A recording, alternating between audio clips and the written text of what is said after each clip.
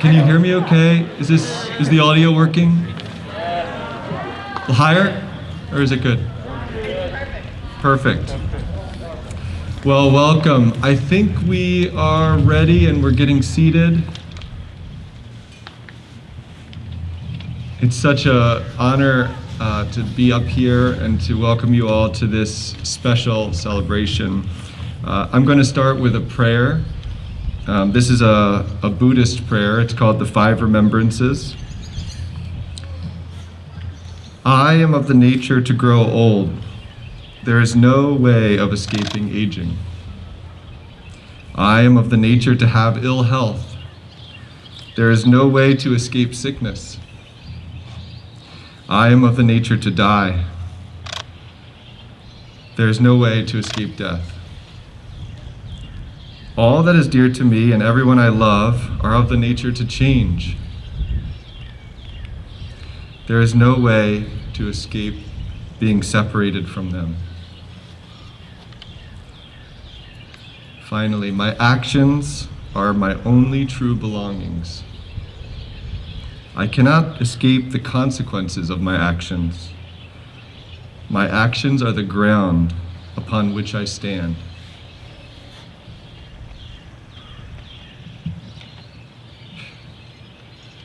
I want to welcome all students and faculty to this special outdoor chapel. Today we are honoring Mr. Nick Berry and the lives of all former, current, and future St. Andreans.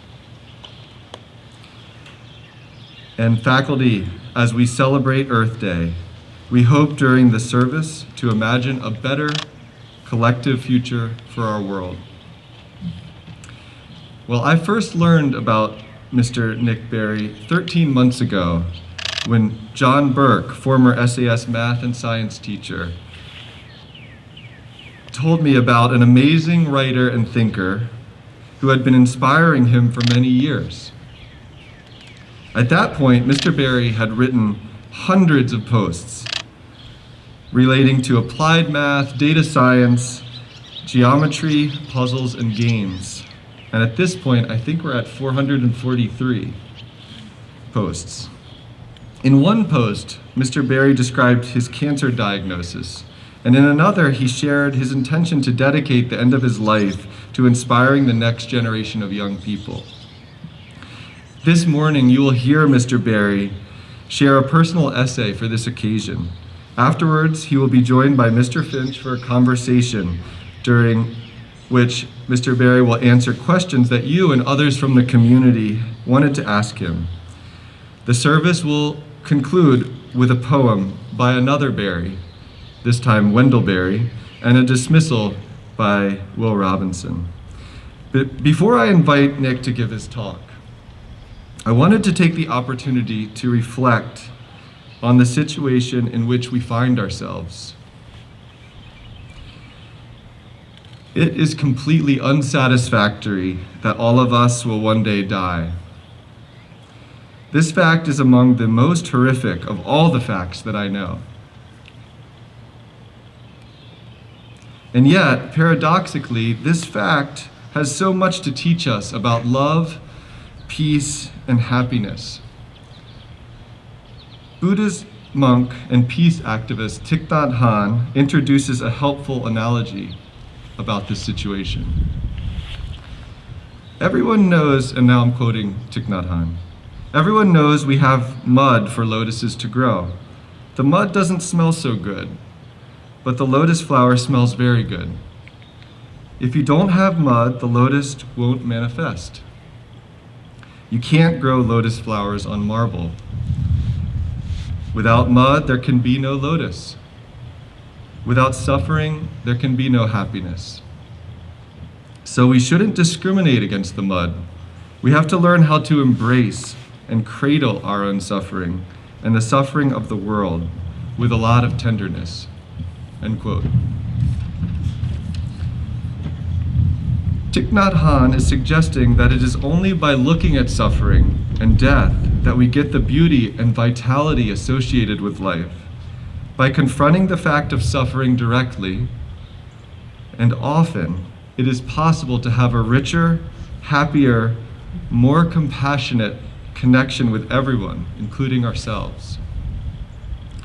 13 months ago, when I wrote back to Mr. Berry and confirmed the fact that he would be joining us, what I hoped would be a month later, and then of course we had the pandemic, I did not know that we wouldn't be returning to campus during that 2020 school year. And since that writing, we've experienced 1,000 minor and major deaths and rebirths each day. Jack Kornfield, another of my Buddhist teachers, calls these the 10,000 joys and 10,000 sorrows of a life. These moments have shaken us to our collective core and have invited us to see beyond our limited perspectives. Today, Mr. Berry is here to help us celebrate life and to help us look courageously at the challenges that we face. Thanks to his visit, we will be treated to an amazing mind and an amazing life. We will have the opportunity to contemplate some of life's most important, most enduring challenges as seen through his eyes. Nick embodies precisely the strength, courage, compassion, and freedom of Thich Nhat Hanh's lotus. Please welcome Mr. Berry.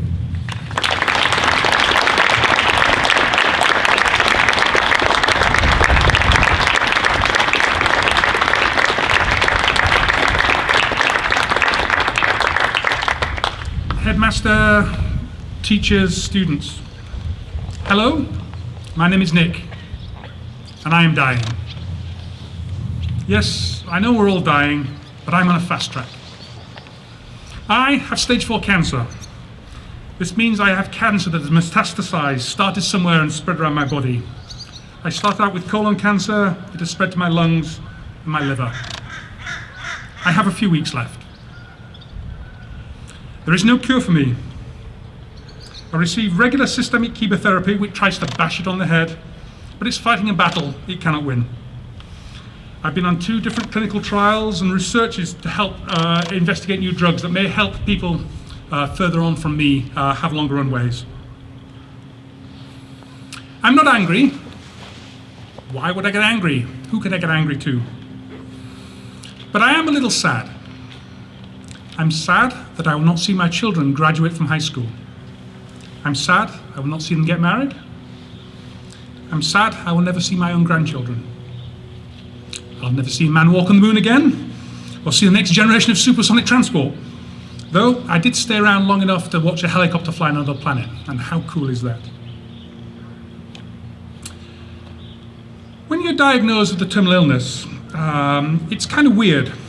We all know we're going to die sometime. It's just that I know my time is going to be a little bit sooner. It's like the magic trick where the illusionist is on stage with an axe and a burning rope.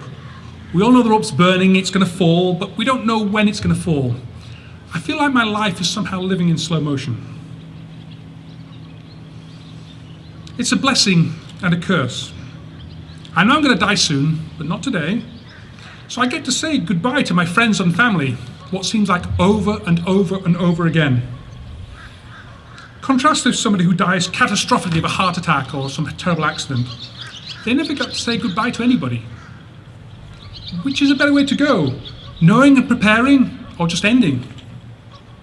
It's a rhetorical question because you don't get to choose. When you know you're dying, you try to get your life in order. Settle any bills, tidy your room up, get things neat, forgive people, and give back. And that's one of the reasons I'm here today. I'm trying to give back a little bit.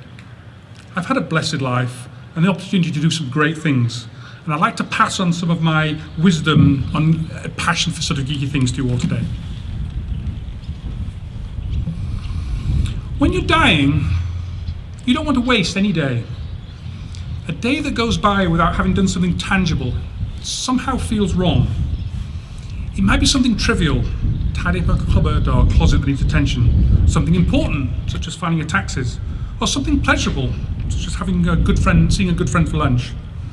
But I can tell you that getting to the end of the day to find out that all you've done is watch TV, play video games, or watch YouTube somehow feels like a waste. So what I like to do is blog. I write articles about math and science and puzzles, and I publish these on the internet for others to read. There's humour in this final chapter too. When I last bought a pair of shoes, the ones I'm wearing today, I thought to myself, I wonder if this is the last pair of shoes I'll ever buy. And so far the answer is yes, this is the last pair of shoes I've bought. I picked a poor time to die. COVID sucks. I had planned on using the last year of my life travelling with my family, making memories. I've saved up literally millions of air miles of my working life. I hope to use these on numerous trips to locations, but now I'm quarantined at home. I hope this changes before I expire. I'd always dreamed of taking my son to Japan. To me, it's all about making memories. Memories outlast the corporal body. When I'm dead, I'm dead. Dead people don't grieve. They have no feelings or emotions. It's the people that we leave behind that grieve, and they have to shoulder this enormous grief. So give them memories that will help them deal with this.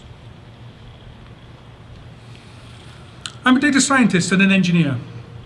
I love figures and accuracy. But sometimes there are some things you don't want to know. Early on in the diagnosis, you want hope. The doctors and oncologists know you're going to die, but if they say there's a 100% chance of death, there is no hope at all. But if they say there's a small chance, just 2% chance, they'll give you hype. It's something worth you can fight against the dying of the light. It's like a gambler at a roulette wheel with a final chip on the favourite number. Whilst you have a chip in your hand, there is some chance. So, if my visit today can inspire some of you to take up STEM subjects, to graduate to scientists and researchers, then work on giving people hope. Give people more places to place their last chip. Cancer has been a cruel mistress to my family. I lost my mother and my brother to cancer, and he was just 16 years old when he passed away. Science is making progress. I understand that the cancer my brother passed away from is now more survival 40 years later.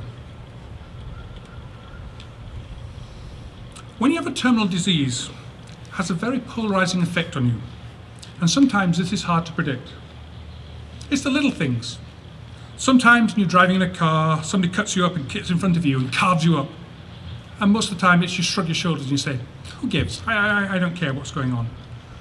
Sometimes, however, it's infuriating and goes the other way. Hey, you jerk, you did that. I only have days to live. Why are you sort of cutting me up? I wish I could predict how I was going to feel, but I can tell you, the longer this goes on, the more the balance shifts towards forgiveness. I'm becoming more mellow. So thank you for listening. I have no sage, but if I'm going to pass on a few words of my experiences. Number one, try not to waste a day. Even if doing something trivial, do something productive every single day. Number two, make memories. These will help those you leave behind deal with their grief.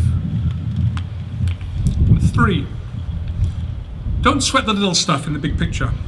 Anytime somebody upsets you, just walk away. You don't have to react or escalate it. The opposite of love is not hate, it's just apathy. Number four, forgive people. Number five, inspire others with your passions. If you feel passionate about something, please share it. I'd like to thank Dr. Johnson for the invite here to helping me, enable me to share my passion with some of you today. And finally, tell those that you love them whenever you can. It's what makes us all human. Thanks for listening, and I look forward to seeing more of you individually throughout the day. Thank you very much.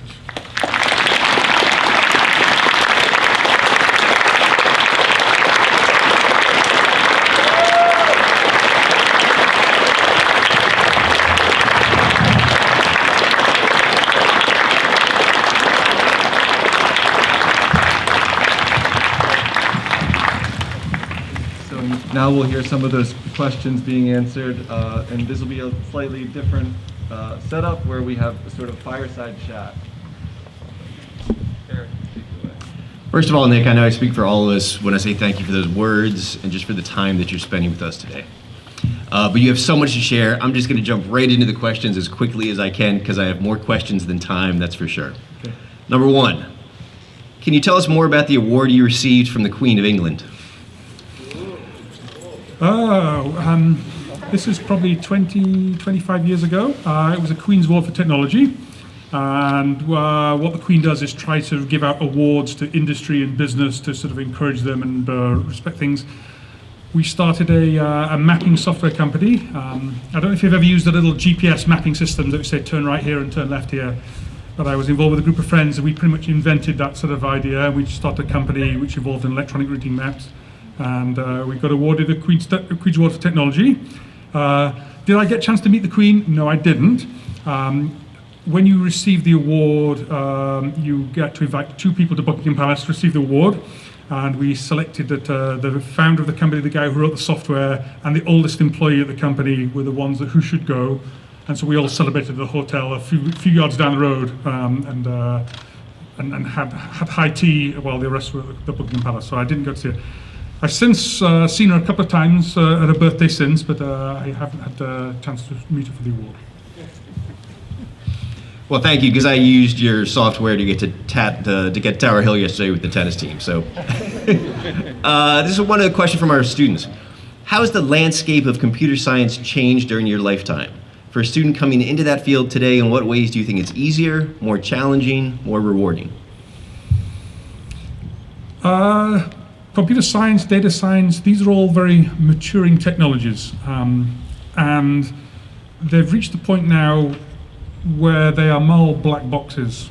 We had a discussion last night about it sort of over dinner, but when you choose to get a sort of job in life, there are almost two axes of skills. There's the computer knowledge on one axis and then the subject matter expertise on the other. So if you're doing chemical engineering, you're going to be writing the computer system for a chemical engineering plant, or you're working on an aircraft, or whatever it happens to be. Ideally, you want to choose somebody who's at the top axis, who has both skills in the computing side of things and also the subject matter expertise. Early on, that was a difficult choice to make, but now the software packages are so sophisticated that it's better to have somebody as a subject matter expertise in their particular discipline, a chemical engineer or an aerospace engineer, and teach them just enough about the computing they need to do than actually sort of somebody who's in the computer science thing. So in some ways, computer science is becoming a more pure discipline. You're learning the very specific sort of parts about it, whereas in the past, the computer science enabled you to do other things as well. So it's changing into a more pure discipline that I'm seeing today. That's the way I see things changing. Can you tell us about some of the people that have inspired you in your career? Yes. There's a gentleman called Martin Gardner. He used to write for Scientific American, and he's written a series of books. I think the best quote about Martin Gardner, he's turned thousands of children into mathematicians and thousands of mathematicians into children. And when I was a young child, I consumed everything that sort of he wrote. All the famous puzzles you've heard, a train leaves here and there's a fly goes backwards and forwards. He's thought of them all, and he certainly sort of inspired me very much. My father, in a very sort of passive way, my father was an engineer, and he was a very down-to-earth engineer, and he helped direct me early on in life when I wasn't sure exactly the direction I was going to go. So definitely my father and Martin Gardner, I think, were the two people I would say inspired my life. What tools have you found most useful, or what specific topics or tools would you recommend for students our age to begin learning and engaging with? Oh my goodness. I'm not sure it's quite a tool, but it's practical experience of doing things. If I put a book down to saying how to play the piano and you read the book from cover to cover, it doesn't just say you're going to play a piano. The only way you can play a piano is just by doing it and doing it and doing it and doing it and doing it. And it's the same with writing software or mathematics. It's all learning another language. You go through various stages between conscious competence, unconscious competence. All of a sudden you can sort of do it, and you only get that from actually doing things. So I learned how to program by just writing silly little programs. I'm thinking of a number, is it bigger or smaller, then graduating into other things. So practical experience in doing everything there's no substitute for that. And it doesn't have to be structured, just whatever you're passionate about, write computer programs to do those things, and you'll get that vocational experience, and that is much better than theoretical experience. St. Andrews values a cell phone policy that encourages students to leave their phone in their room and replace social media interactions with actual face-to-face interactions. Last night at dinner, you told us you bleed Facebook blue, and you're currently wearing a Facebook lapel pin. Do you think we should relax our cell phone policy? And then more broadly, true or false, social media does more harm than good?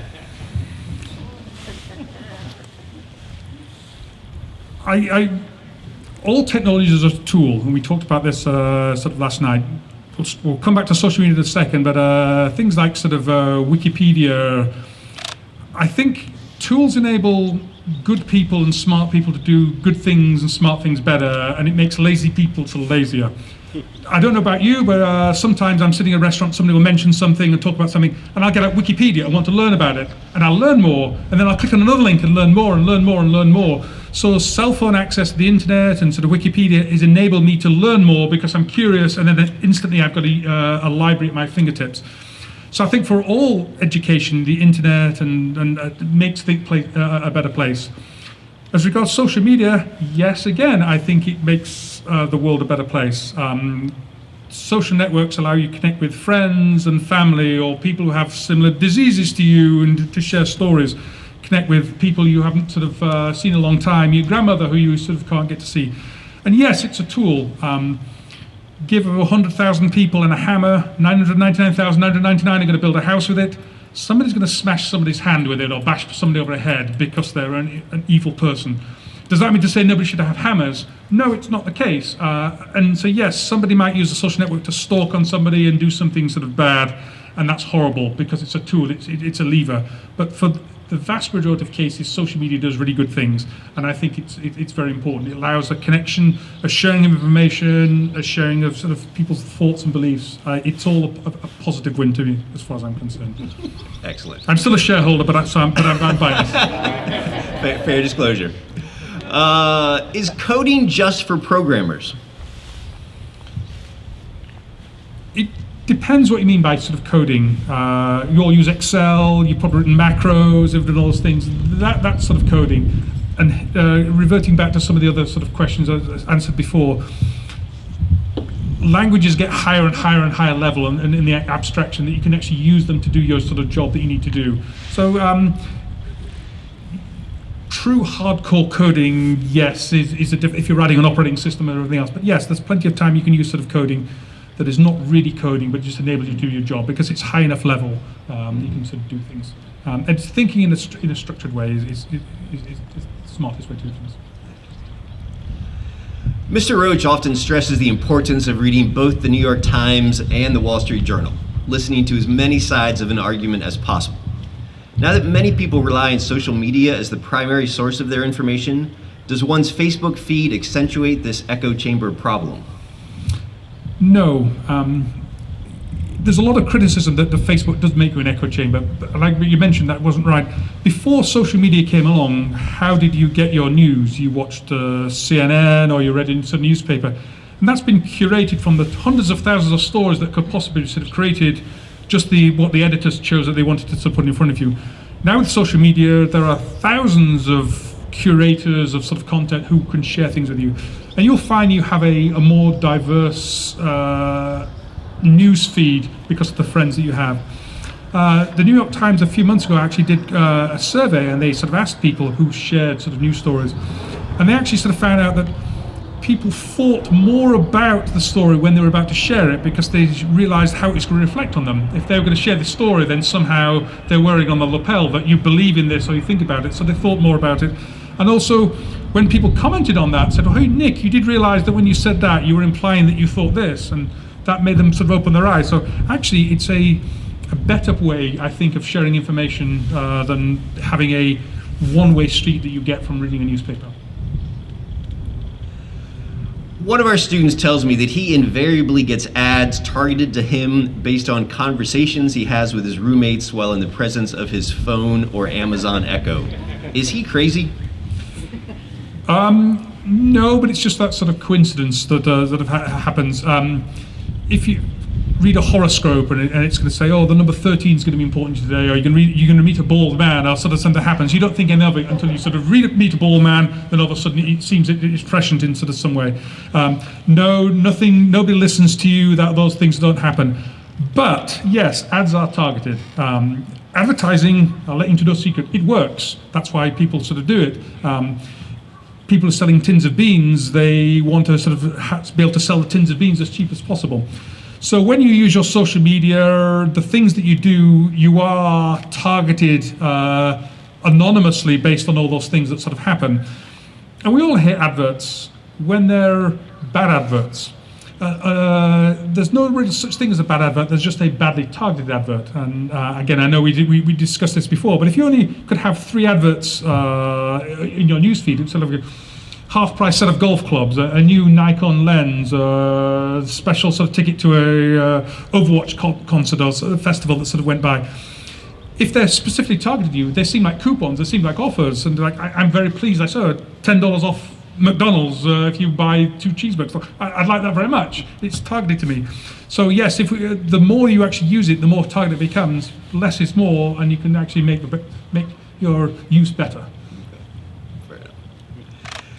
If personal experience can train a crystal ball at predicting the growth and trajectory of a field, what does your crystal ball show computer science looking like in 25 years?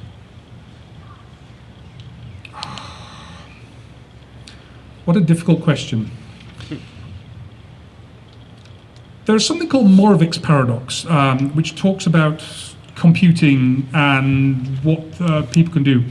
There are certain tasks that computers are brilliant at. You give a computer 1 million numbers, another 1 million numbers, and say, "Hey, add them all together." And can do it in a fraction of a second. If you had a whole stadium full of sort of people and gave them the same problem, it'd take them weeks to do, and they'd probably make mistakes. So computers are really good at some things. Then you give them other things and say, "Hey, there's a picture. Is this a cat or a dog?" And you have this huge neural net you can train for years and years, and it might get it right. Or is that a picture of a tree? What kind of tree is that? And it's very bad at sort of classifying it. So there's certain problems that computers are really good at doing, and there's certain problems they're really bad at doing. And we're moving a little bit towards the ones that they can do, but at some point, is it worthwhile doing that? And Moravec's paradox goes into a little bit further. It's kind of a very, very cynical view of society, but there are certain jobs that people are very good at doing, and certain jobs that computers are very good at doing, and we're going to find more and more the jobs that computers are very good at doing will get computerized, and other things won't. And stocking shelves, mopping toilets, all those things. Yes, you could probably build a robot to do those things, but is it worth investing the millions and millions and millions of dollars to providing a toilet cleaning robot when unfortunately you could sort of pay somebody? So we'll probably find a stratification of society that was happening where, I would say, the rich get richer, but the smarter people will end up sort of doing the smarter things, and a lot of the menial sort of jobs that it's worthwhile computerizing or automating will get done, but there's going to be certain sort of tasks that are not. And this is kind of predicting the end of days of the things that will happen, but then what's going to happen is it's going to be the middle class who will tend to probably miss out on those things. There'll be jobs there for these people and here, but whether this is going to be self-balancing because we're now a society where we consume things, and if there are people who aren't consuming things, what's the point of sort of making things sort of happen? That didn't really answer your question, sort of what's going to sort of change. There's going to be an awful lot more development in AI. In terms of, again, the jobs that computers can do very easily, adding numbers together, sorting things, we're kind of at peak capacity. We'll make a slight improvement in the sorting algorithm, but not much is going to happen. The change is going to be into the human-related things, the AI, the classification, the things that we can that are very hard for computers to do. That's where the most progress is going to be made, I think. It'll be sort of changes that makes computers more human. Thank you so much for that answer and answering all of our questions so generously this morning, Nick. I know we're all excited to see your talk later tonight, so We'll all see you then.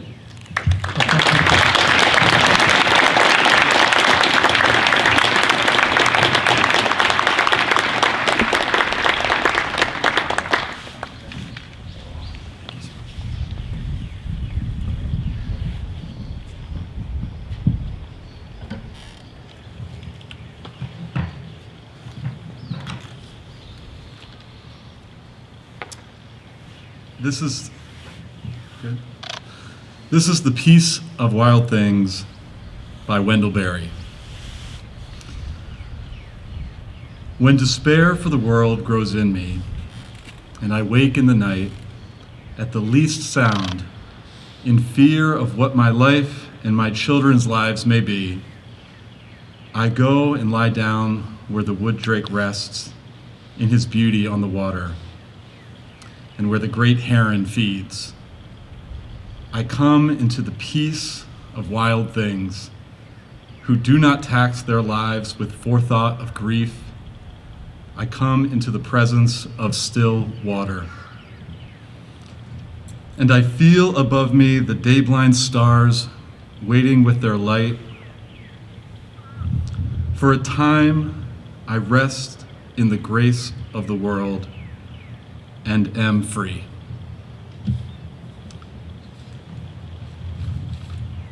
So now we will find that freedom together out on this beautiful 2,200 acre campus. If you are unsure of where you are going, you can meet me by the target resting against the tree, and I can help you. Before we do that, I just want to thank Mr. Berry one more time, the way that we do at St. Andrews, which is our full and deepest appreciation. Thank you so much.